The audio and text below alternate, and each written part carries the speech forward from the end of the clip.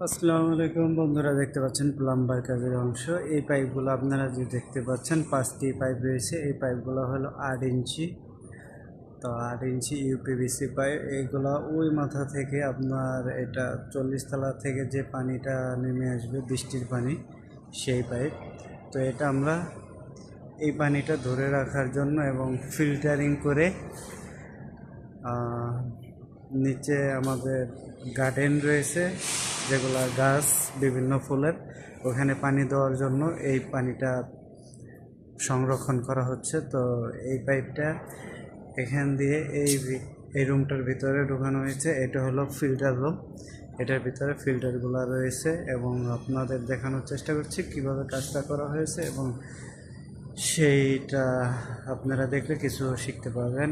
আর এখানটা প্রবেশ করেছে পানিগুলা ফিল্টারের ভিতরে, এবং ওভারলোড হয়ে যে পানিটা বের হবে সেটা এখান দিয়ে আবার বের হয়ে ওই দিকটা দিয়ে এই পাশ দিয়ে ডাইরেক্ট ড্রেনে প্রবেশ করে দেওয়া হয়েছে। আর আপনাদের ভিতরের কাজগুলো দেখানোর চেষ্টা করছি এখন।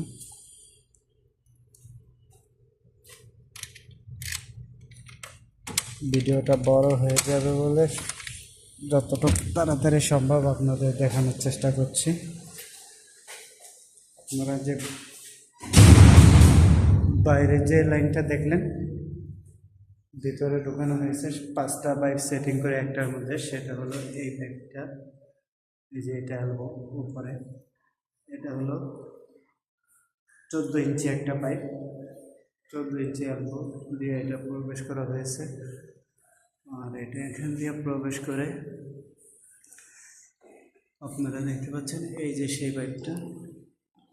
আর এটা এখানে এইভাবে, এটা একটা ট্যাঙ্কি, এটা ইনকামিং, আউটলেট, ওভারলোড সব 3টা পয়েন্ট দেওয়া হয়েছে। আপনারা দেখতে পাচ্ছেন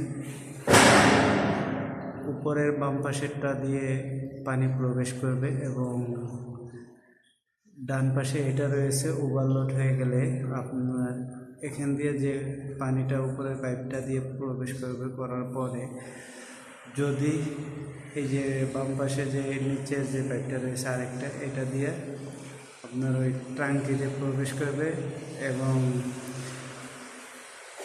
নিচের যে পাইপটা একটা টি খোলা হয়েছে সেই টিটা দিয়ে নিচে আসবে। এটা হলো ফিল্টার। এটা হলো ফিল্টার। অতিরিক্ত পানিগুলা এবং ময়লাগুলা এখানে জমা হবে। আর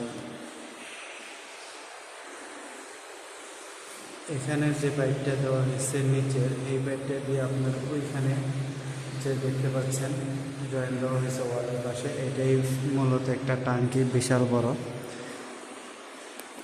কংক্রিটকৃত একটা ট্যাঙ্কি। তো এটা ফুল হয়ে গেলে পানি অটোমেটিকলি, আর আমাদের এখানে পাইপ রয়েছে যে পাইপগুলো, এগুলো ওভারফ্লো, এবং এই যে উপরে একটা এইগুলা, এবং এই যে নিচে একটা, এগুলো ওভারফ্লো।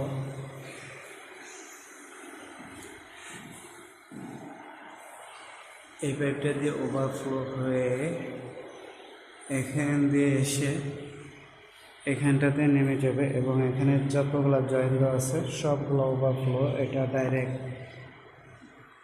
যে বাড়তি পানিটা রয়েছে সেই পানিটা ড্রেনে প্রবেশ করা হয়েছে, ড্রেনে লাইন করে দেওয়া হয়েছে। এখান থেকে যে একবারে ডাইরেক্ট নিচে আপনারা দেখতে পাচ্ছেন